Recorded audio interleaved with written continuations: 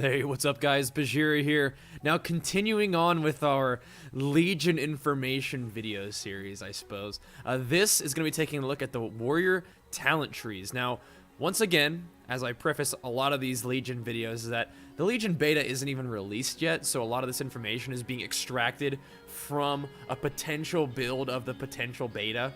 So take it all with a grain of salt, but I do want to share this talent overview with you guys, this talent tree overview with you guys, because it's really interesting to me.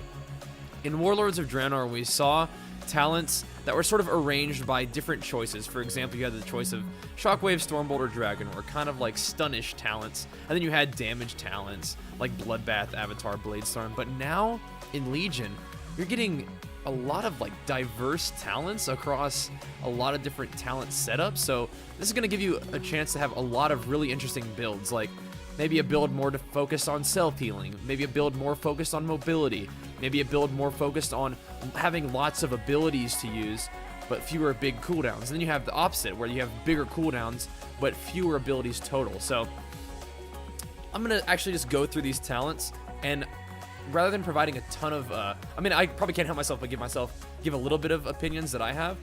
I just want to share the information with you guys and let this sort of simmer in your imagination of what's possible for these warrior talents. So first things first, we're going to go by the warrior talent tree, and this is from WoW DB.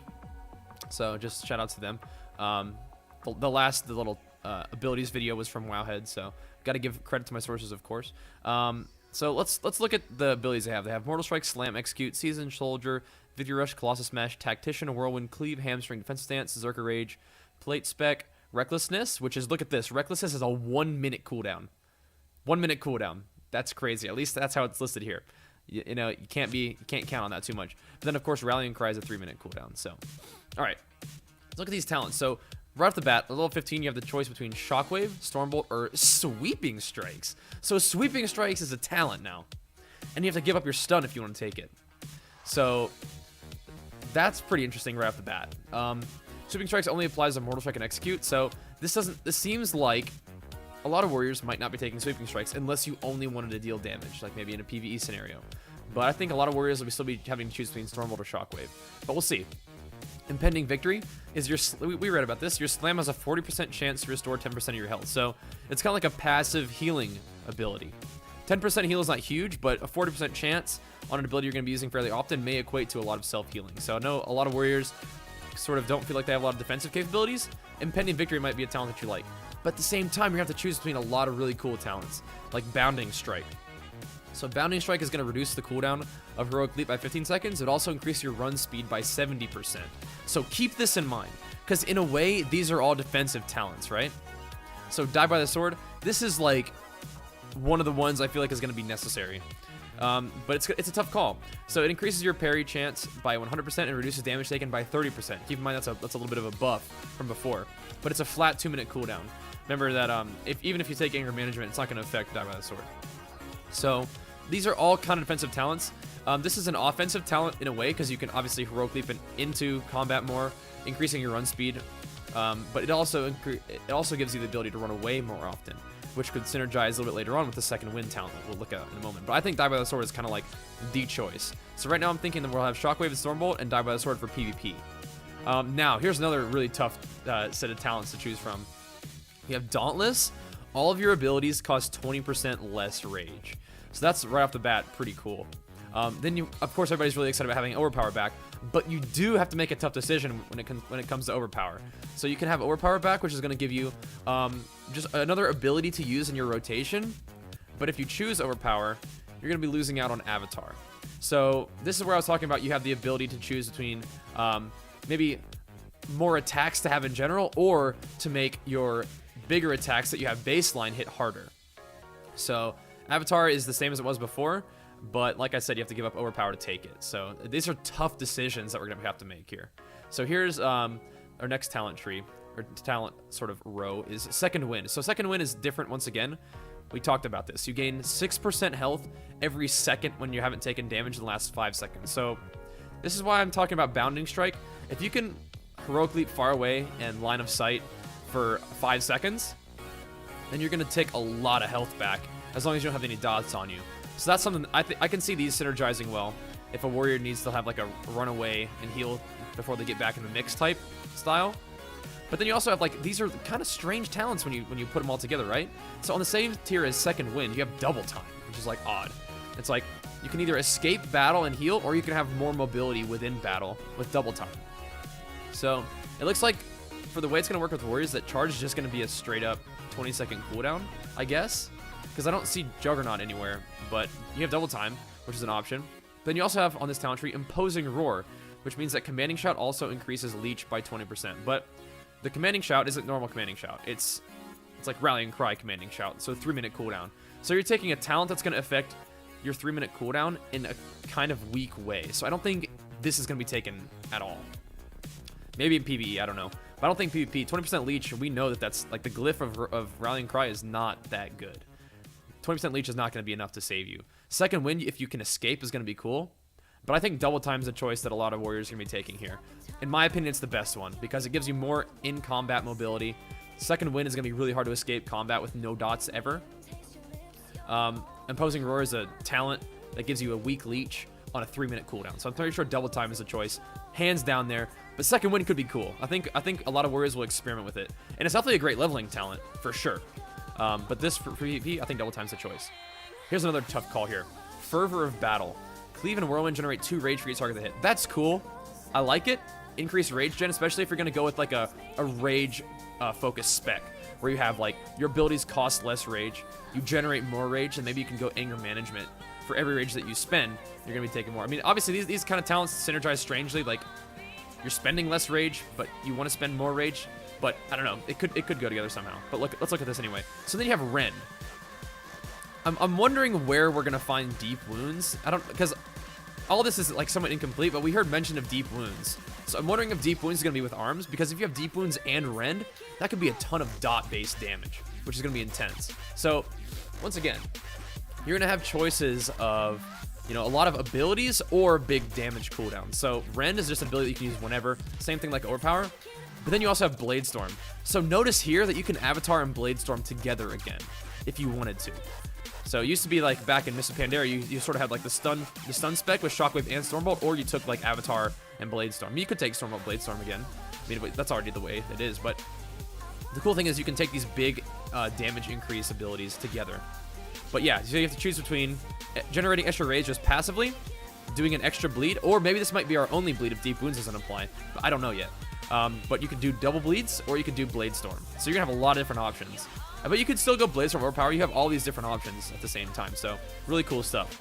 Another choice that's kind of a tough one is Heroic Strike. So Heroic Strike's back in the game, but you have to make a tough choice on how you want to use it.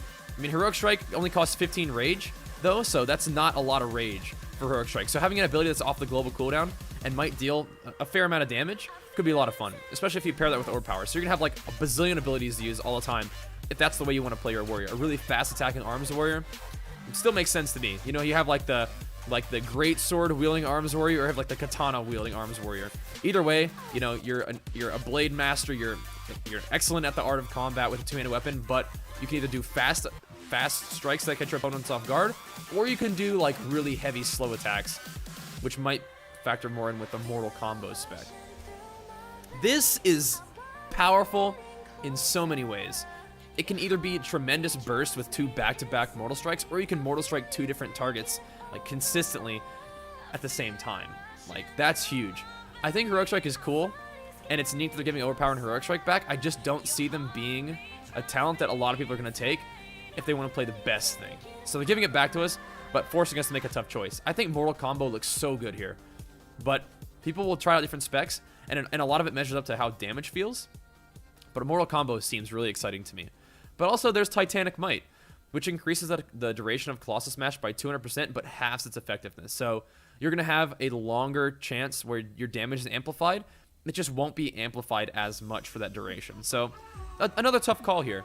You know, it's a lot of tough choices, but the talents go together in an interesting way that's going to make so many various specs. I mean, I'm sure there'll be specs that become dominant.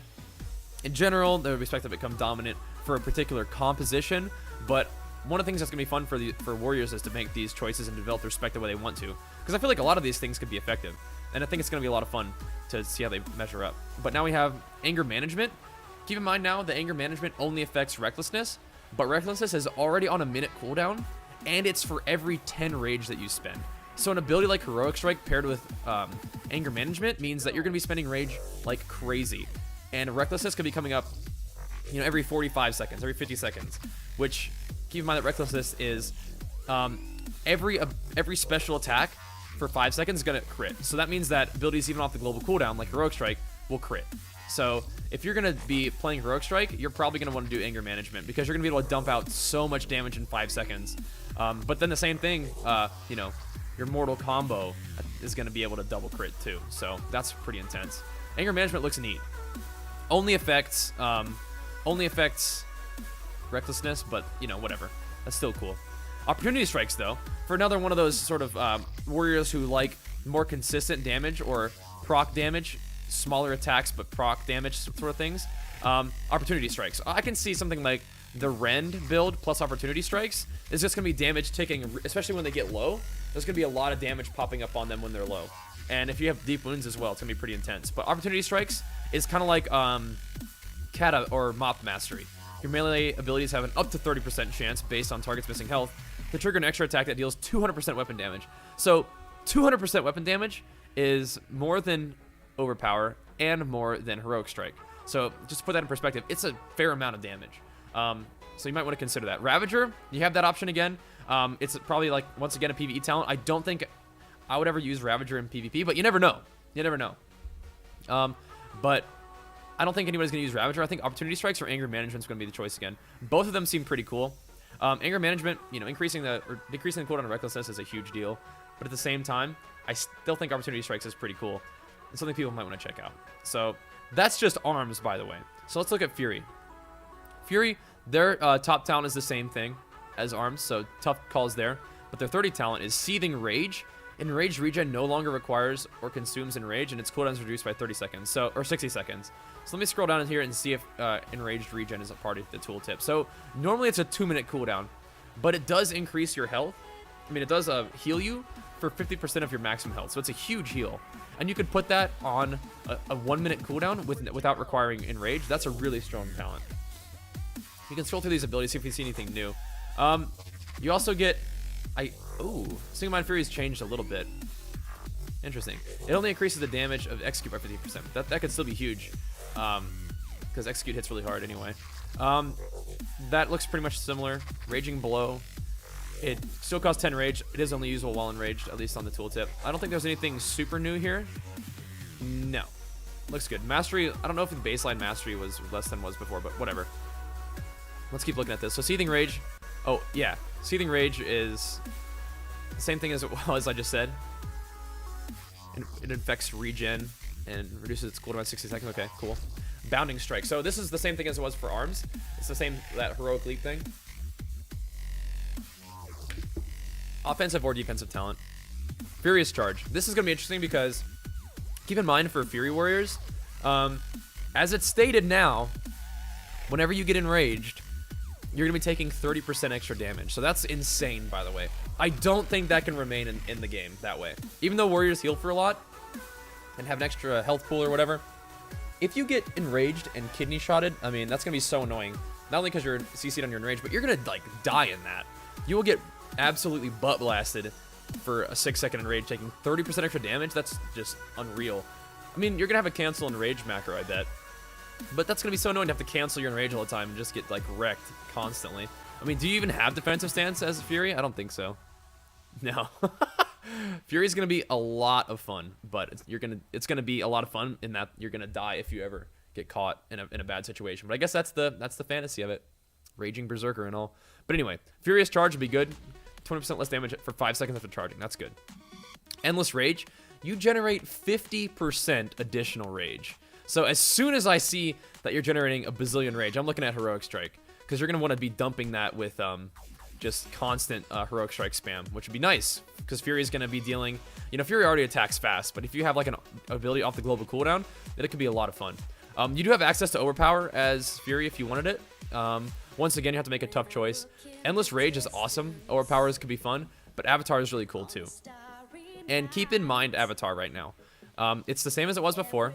Increase your damage by 20%. So just remember that for when we get down to this one. All right, so second wind is very similar. This talent tree or this talent row is exactly the same as arms. Second wind might be of use to you as Fury because you are going to need some significant healing. And if you ever want to try to escape combat and heal up, that's an option that you have. But I still think double time is going to be the best. You know, in combat mobility, as a lot of times as a warrior, especially if you're doing rated PvP, you're going to have healers. You are going to get destroyed regardless, but you're going to at least have healers, and you don't really want to run away from battle anyway. So I'm pretty sure double time is going to be the choice, so you can have more in-combat mobility. And imposing roar, like I said, not very strong. Not very strong. But some people might use it. Some people might want it. And that's fine. You have the option of that. In Raging Blows, Raging Blow now generates 10 rage instead of costing rage. Really fun, once again with Heroic Strike and Endless Rage. That's going to be a lot of rage generation. So Frenzy. This is like it's like a cooldown.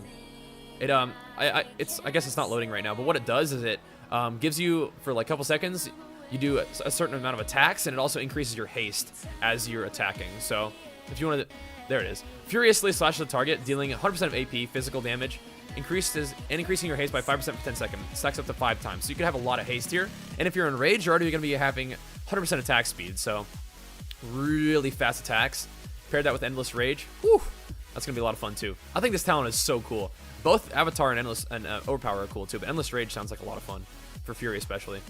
Fury is gonna get destroyed in Enrage, but it's gonna deal a lot of damage too. It'll be fun. Then you have access to Bladestorm, of course. Good old Bladestorm. Nothing new there. So Heroic Strike, once again. Heroic Strike is gonna pair with Fury in really cool ways because you're gonna have so much rage generation from your fast attacks. You can take Endless Rage, you can take Frenzy, for even more attacks and more rage generation. And Heroic Strike, just spamming Heroic Strikes onto people is going to be a lot of fun. You're going to just like see numbers just blasting off your screen when you play Fury. It is going to be so much fun, and I'm excited about it, even if you get two-shotted. Into the Fray, more haste. As if you didn't have enough attack speed already, you can get even more haste when you charge into a big group of people in a battleground or when you're surrounded by mobs in PvE. Your attack speed is going to be through the roof. But you do lose Heroic Strike for that, so you might be rage capped if you have like that much attack speed. But who knows? Maybe you can spam rage well enough to do it. And then you have Unquenchable Thirst. Bloodthirst generates an additional 10 rage. So there's a lot of tools for you in your arsenal as a Fury Warrior to generate ridiculous amounts of rage. What's going to sort of determine how that feels in the game is if you can spend that rage well enough. I still think Heroic Strike's going to be a lot of fun. Now you have these talents. Carnage. So Rampage deals an additional 20% damage and consumes all of your remaining rage to further increase its damage proportional to rage spent. So that is crazy because already Rampage, if you guys missed the overview, let me go ahead and read what Rampage does. Unleash a series of 5 brutal strikes over 2 seconds. So that's not a long period of time for 5 attacks, dealing a ton of damage. And it always deals damage if you're enraged. It's going to deal even more damage than that. So what this is to me is a chance for you to pool rage, pop cooldowns, and one-shot somebody with your target. Like, this is the kind of thing that I can imagine. Like, even though Warrior Rogue isn't really a great comp, stunning somebody in a smoke bomb and unleashing a carnaged rampage on them is going to be ridiculous. Now, I don't know how many of you guys have seen Blade and Soul, but in endgame Blade and Soul, there's like a destroyer combo that reminds me of this, where you do a lot of setup to just one-shot somebody with like a furious slash attack, and I think that's what's going on here. So that's craziness. That could be a lot of fun, and it increases damage, like execute, proportional to rage spent. So that's insane. I'm really excited to see how this works in game, because that's nuts. Reckless Abandon, it reduces the cooldown of Reckless by 50%. So Rec is on a 30-second cooldown, 30-second cooldown, and gives you 100 rage. So that's crazy. So a Recklessness Carnage, a Recklessness Rampage, oh baby. That's just gonna be nasty. I think that's exactly the idea behind it too. A Recklessness Rampage. Is there a cooldown on Rampage? Let me see. No, just call 50 rage. No cooldown. Oh my goodness. Fury is gonna be so nuts. There's gonna be so much cool stuff going on in Legion, man. Oh my goodness. All right, so you have that, but you also have Dragon's Roar. So when I was talking about remembering Avatar, so Dragon's Roar is not just a damage ability now. It does do damage. It always crits. But it also increases your damage done by 20% for 6 seconds. So Carnage is great, but imagine an Avatar Dragon Roared Rampage on somebody. You're going to do 40% additional damage, and you're gonna be attacking, like pop Recklessness. Recklessness, Avatar, Dragon Roar is gonna hit them, and then you're gonna Rampage them for, oh my gosh, that's gonna be so much burst damage. Fury is gonna do a lot of damage all the time, but that will be a nasty combo. I cannot wait to try that out if everything stays the way it is. Oh my goodness.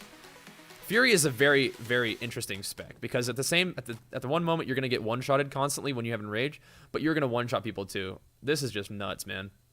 I think they're really nailing the idea of Fury. I don't love the idea of getting one-shotted, but I think they're nailing it in terms of the crazy offensive, not very defensive strat. I love it. All right, so Prot is a little bit different. Prot has the choice between Shockwave, Siegebreaker, or Warbringer, and all these are pretty much the same, but it's an odd talent choice. They don't have Stormbolt anymore. They can only use Shockwave or Siegebreaker. They don't really want to stun. They want like a knockback or something, but that's pretty neat. Interesting choices here. I don't do a lot of like Prot PvE, so I'm always thinking about the PvP side of things, but the stun is cool still. You have Vigilance as a talent. You have Bounding Strike, which is what we already knew. Vigilance is like a lot of, like, these things are all pretty much the same. They're just being arranged differently.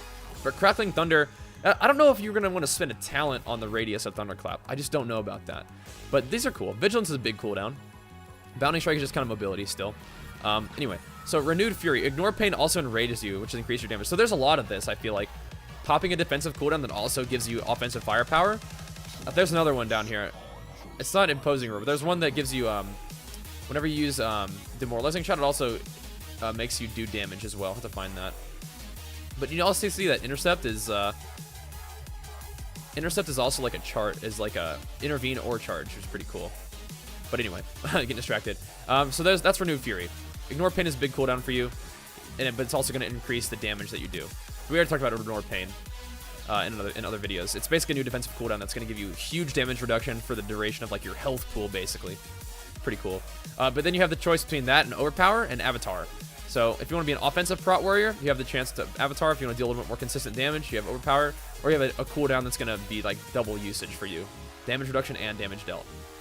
So second wind, I cannot imagine a situation in PvE where, besides leveling or something, where you're going to be like a chance where you don't take any damage for 5 seconds or something. I don't know. Maybe you can get like, if they need to like heal you, I don't know. Like they could like bop you or something and then let you heal yourself. I don't know. I don't think that's viable really for like a PvE environment. I still think Double Time is like the choice at this talent tree. I just think that these two are kind of too weird and like they're neat but too weak and too specific of a situation where you're gonna actually make use of them to have Double Time not be chosen. All right, so we have Revenge. The best served cold Revenge generates 2 additional rage for each target that hits. And Enrage is just a big cone now. So it can hit a lot of targets if you keep them grouped up. Like a Shockwave Revenge spam would be pretty funny. Never Surrender. Ignore Pain will ignore up to 30% more damage based on your missing health. So it makes it a more powerful cooldown when you have lower health, which is fine. Indomitable just straight up increases your health. So that's a fine choice for people if they just want flat health. They're taking huge damage and all the time they want just more health, you know? Makes sense to me. Venganza, Vengeance. Ignore Pain reduces the rage cost. Your next heroic strike get 30%. So that's fine. I mean, do you have heroic strike baseline? Because if you don't even have, yeah, heroic strike's like your first ability. Okay, well you have that option now. We also have Into the Fray. You gain this is one we saw for Fury too. Into the Fray gives you 5% haste for each enemy within 10 yards. So, and haste, if you remember, increases or decreases the cooldown of your global cooldown and Shield Slam and Thunderclap as Prot. So haste is useful to you. Booming Voice. This is what I was talking about. Demoralizing Shot also generates 50 rage and increases the damage you deal to affected targets by 20%. So that's basically a 20% damage increase and a rage ability on a, yeah, it continues to be a 1-minute cooldown. So that's pretty cool for Prot. If you could go Avatar and Demoralizing Shout for 40% increased damage to targets if you wanted to play like an offensive Prot warrior. I know some people like to do that, especially when you stack it with this talent down here, Heavy Repercussions. So you're going to be dealing, you know, you have 20% increase, 20% increase, and 30% increase on. That could be some big shield slams. But here's Anger Management. For Prot, did we have Anger Management for Fury? Because if so, it's Last Stand and Shield Wall, but I don't think Fury has either of those abilities, so I don't think you have Anger Management for Fury at all. But yeah, so Last Stand and Shield Wall, which are usually a 3-minute cooldown, and a 3-minute cooldown will be slightly reduced by every 10 rage that you spend as a Prot warrior, and you're probably going to be pumping out some rage, because you're going to be taking a lot of damage to generate rage, and you're going to be using Shield Slam to generate a bit, so yeah, sure. You can reduce your defensive cooldowns, makes sense. Heavy repercussions though, this is cool because it makes shield slam extend the duration of shield block by 2 seconds. So that's a neat way of sort of continuing to have more defensive uptime by using offensive abilities. So I like the way that Prot synergizes with itself right now, but it also does that increase the damage of shield slam by 30% whenever you have shield block up. So that's cool. And then of course you have Ravager, which is a just purely PvE talent. But yeah, that's the talents for warriors. I think the arms has some really interesting choices. I think Prot has some cool choices as well. And Fury is, I think Fury is like the most interesting spec. Maybe not the best necessarily, but just the most interesting, is that it's so pragmatic. It's got the offensive firepower just to nuke people down, but also will get one-shotted itself. So I think Fury Warrior duels could be hilarious. Just one-shotting each other with Rampage. But anyway, Warriors are looking really, really cool, and I'm happy to do more of these talent tree overviews with you guys. I know these videos, we could probably have a lot of these out. And I'll try to keep them rolling for you guys while we are leading up to hopefully Legion Beta in the conceivable future at some point if this information is coming out. But a lot of this, I'll have to wait and see how it plays out in the beta, and then I'm sure there'll be more changes after that. But either way, it's really exciting to see it. Hope you guys are enjoying it, and I'll definitely have more of these videos coming for you guys very, very soon. But thank you so much for watching, and I'll see you guys next time. Peace!